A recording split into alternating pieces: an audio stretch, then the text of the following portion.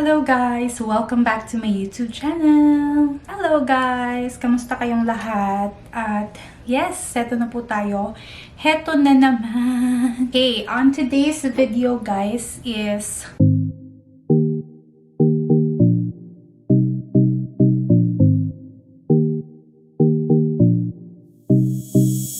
Hello guys! Welcome back to my YouTube channel. And on today's video guys, meron naman tayong ARIANA Grande look makeup tutorial for today. Sana nakuha ko yung look niya. Char lang! Look niya talaga, pero unexpected yan guys. Kaya kung gusto niyo makita ang struggle ko, keep on watching! Ayan, finished na akong nag-foundation guys. And yung foundation na ginamit ko is yung e.l.f. So, ayan, tinapos ko lang ang aking mata dito. And ipakita ko lang sa inyo kung paano kong ginawa yarn. I-turn. Ayan, guys. So, yeah. First na ginawa ko is kilay muna tayo, guys. So, as usual, ito yung gamit kong pang kilay.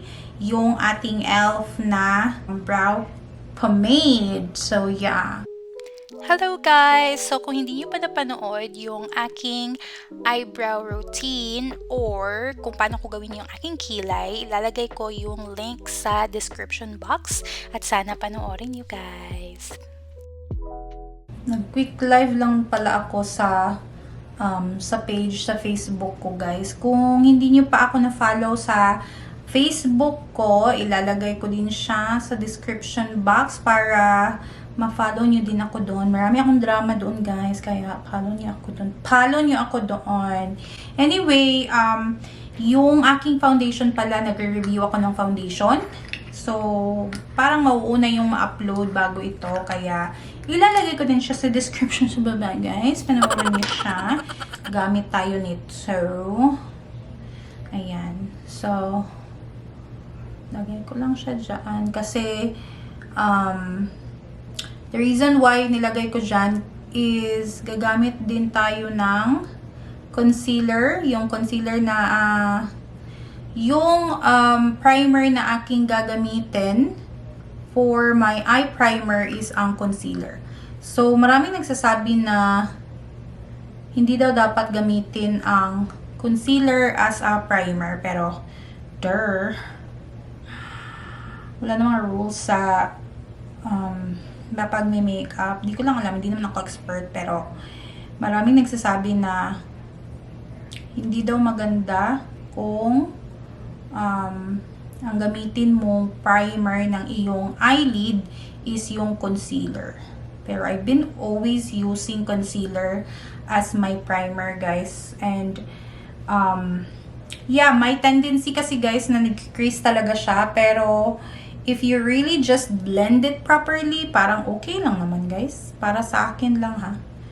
But I'm not an expert. Meron naman akong primer dito guys. Kaya lang yung primer na ginagamit ko is meron kasi siyang shimmer. Nakita ko sa inyo ha. So ito yung primer ng ito yung eye primer ko. So galing siya sa Sephora. Nabili ko siya. I think nag-sale to eh. Ganito kasi siya. Hindi siya puti. Para siyang dark color. Hindi nakikita. Oh, ganyan siya. So, ganyan ang kanyang primer. Hindi siya puti. Kaya, hindi ko siya ginagamit. Siguro, kung dark yung shadow ko, siguro magagamit ko yun. Pero, sa ngayon, hindi kasi dark yung shadow ko. And, gamit lang tayo ng sponge para i-blend natin yan. So, ganyan ang ginawa ko dito sa kabila.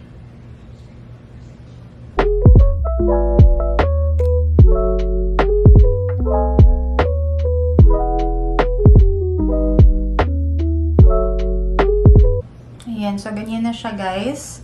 I-blend nyo lang talaga ng maayos yan guys. And make sure kung gagamit man kayo ng concealer, i-correct nyo na lang din yung mga imperfection. Making sure na okay yung pagka-drawing niya. Ayan. So gagamit lang tayo ng ganitong brush guys to use or to set this eyelid. So, iset muna natin siya. Ang gamit kong pang set is itong Kessie. So, yan ang ating gagamitin.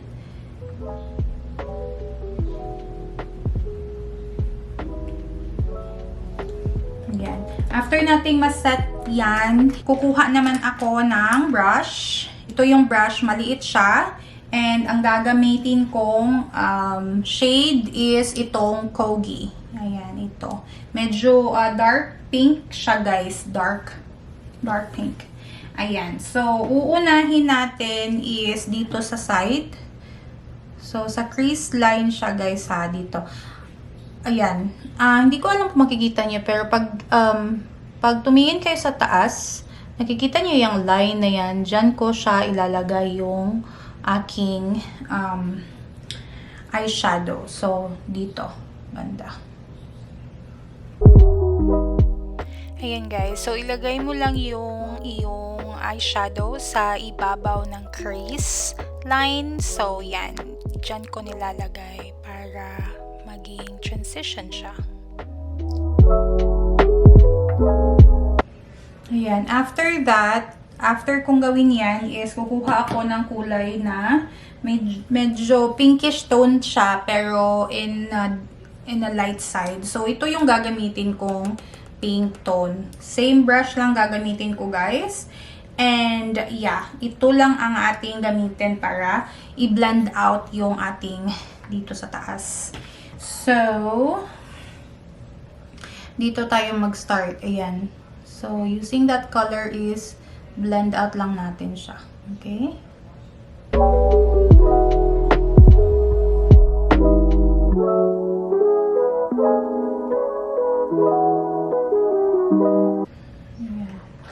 And then, ito na aking gagamitin na brush, guys. With the same color na pinag-blend ko.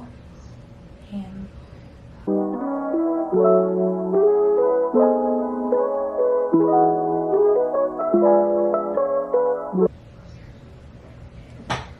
Ayan, ganyan na siya, guys. Oh.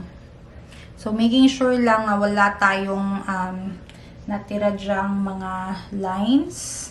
Ayan. So, I'm leaving this dito sa bana side as like that kasi lalagyan natin yan ng concealer kasi magka-cut crease tayo.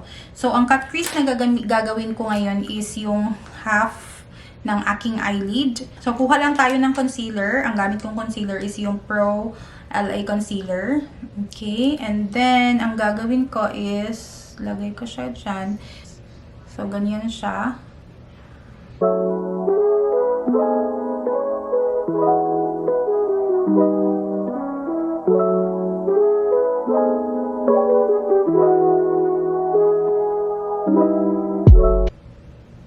Kung hindi man ma-perfect, guys, that's okay. Kung dito lagpas kasi lilinisin natin yan mamaya, okay? Don't worry about a thing, cause every little thing. Charot. So, ganyan na siya yung cut crease niya. Ayan, medyo hindi siya perfect, guys, pero okay lang yan. Kasi eyeshadow lang yan. Relax. Take it easy. Take it easy, guys. So, ang gagamitin kong kulay para kulayan yung ating cut crease is ito. Ayan, si Zubang ating kukunin. So, ang gagamitin kong brush is yung flat brush ko. Ayan, flat blending brush. So, kunin lang natin tong si Zuba. Ayan, lagyan na natin siya diyan. Ayan.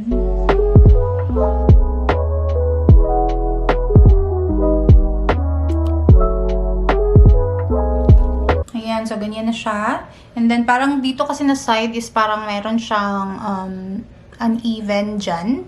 So, ang ginawa ko is kumuha ko ng brush. Same color ni Kogi. Ito yung aking gagamitin. Okay. And then, i-blend ko lang siya on top of it.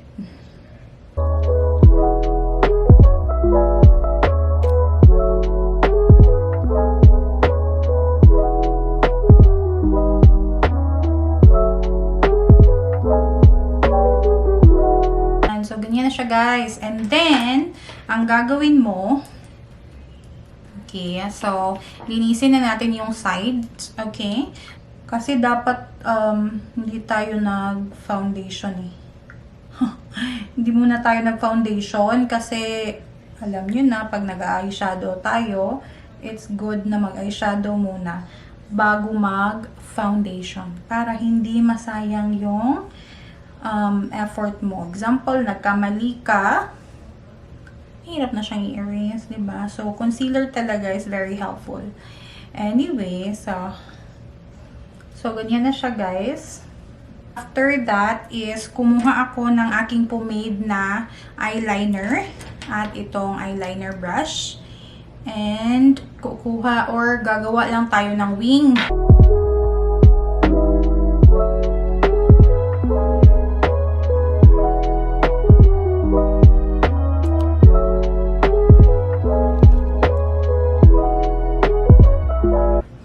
Ayan, so ganyan ang ating eyeliner. So, ang gagawin ko is, ilagay ko lang itong ating lash.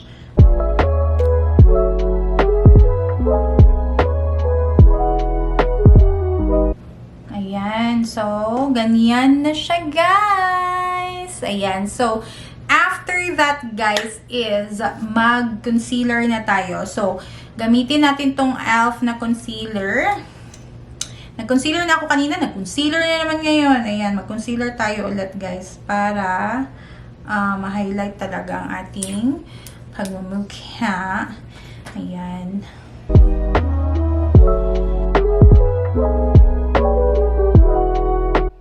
Ayan, guys, nag-add lang ako ng more concealer. Ang ginamit kong concealer is yung LA Pro Concealer. Ayan, para madagdagan naman yung mga lights dyan. Kuha lang ako ng aking contouring. Kuha tayo ng contouring. Wait lang. So, ang gamitin natin contouring ngayon is ang e.l.f. na foundation palette. Yan. So, yan ang ating gagamitin. Ang gagamitin ko is ito. Ayan. Kuha lang tayo ng ganitong brush. Ayan, guys. So, ang nilagayan kong part ng face ko is yung bilbil ko dyan sa aking jawline. Ayan. So, nilagyan ko yan dyan para matabunan ng ating mga velvel. Ayan, next naman is yung aking pisngi. Nilagyan ko yan ng contour dyan para lumiit yung aking mukha. Ganun. Ayan, guys, so after that, nilagyan ko lang din yung noo ko at saka yung ilong ko. Ayan, so kinontour ko lang din yan para lumiit naman ng kahit konti lang. Char.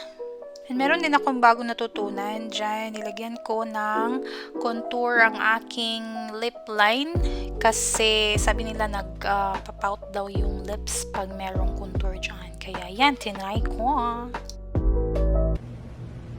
Ayan. So, ganyan ang ating, para na, saan naman ko, guys? Uy!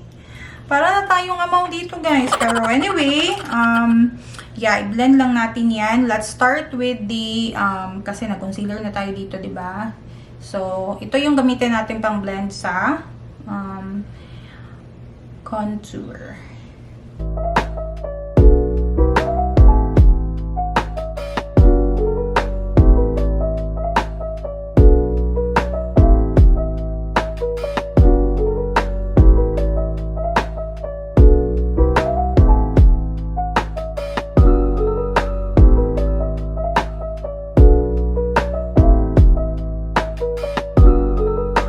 Parang nga siya nagpauti-pauti, guys, no? Pero, ang dito sa baba, guys, is i-blend natin siya pababa din.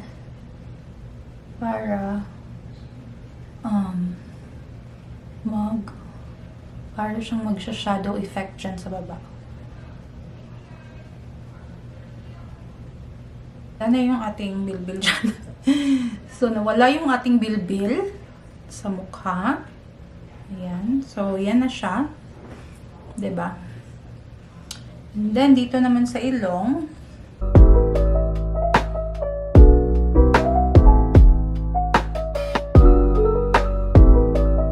Yeah, ganyan na siya. So, next natin gagawin, guys, is magpa-powder tayo. As usual, ito ay na ating gagamiting powder. And, mag-bake tayo. Mag-bake tayo, guys. Okay? Ito yung aking gagamitin na sa aking under eye. So, gamitin natin yan.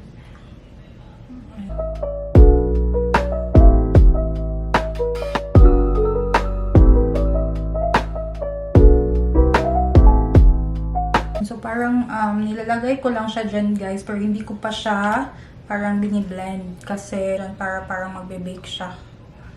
And then, tanggalin natin yan later. Ayan, so ganyan na siya guys. After that is magkukontour tayo.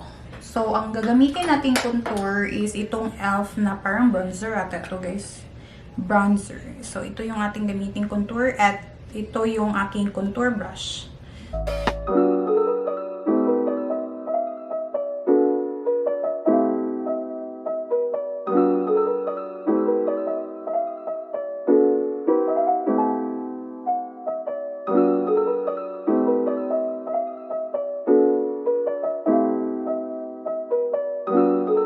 Ayan na siya guys. And then, after kong gawin rin guys, yan na ako blend ko na tong lahat. So, ganyan. Ganyan.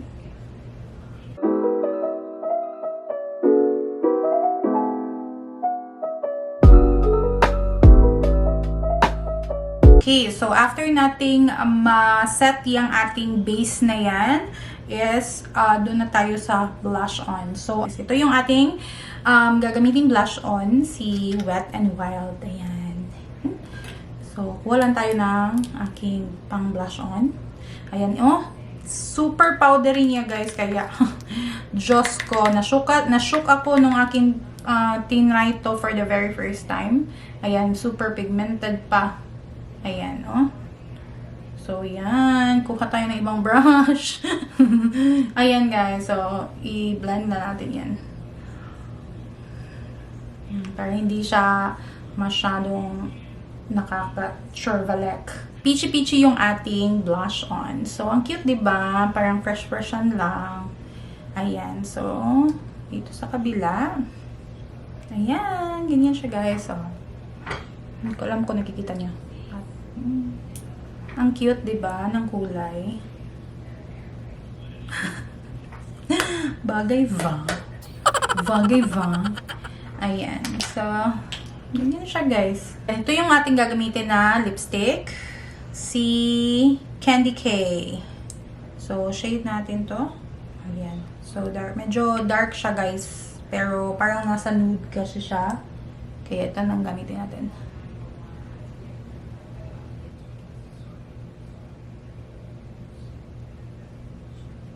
So, ang gagamitin nating eye highlighter is ito na namang e.l.f. Suki na talaga ako ni e.l.f. talaga ng baka naman e.l.f. Diba? Pero yan, kamayin na lang natin, guys. Ayan. Akala ko noon hindi siya nagkukulay. I mean, hindi siya nag-highlight. Pero nag-highlight naman pala siya. Pag natagalan na. Pag natagalan na, guys. Ayan. Ayan! And then, I'll be back for the aura.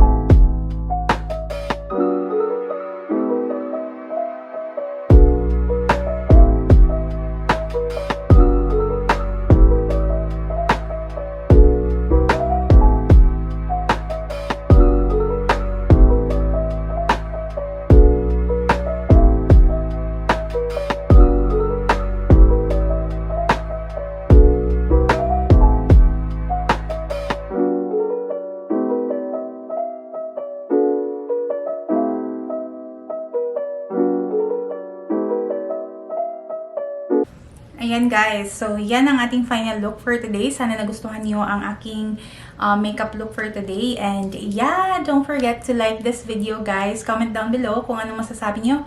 And don't forget to subscribe to my channel. See you on my next video. Bye guys!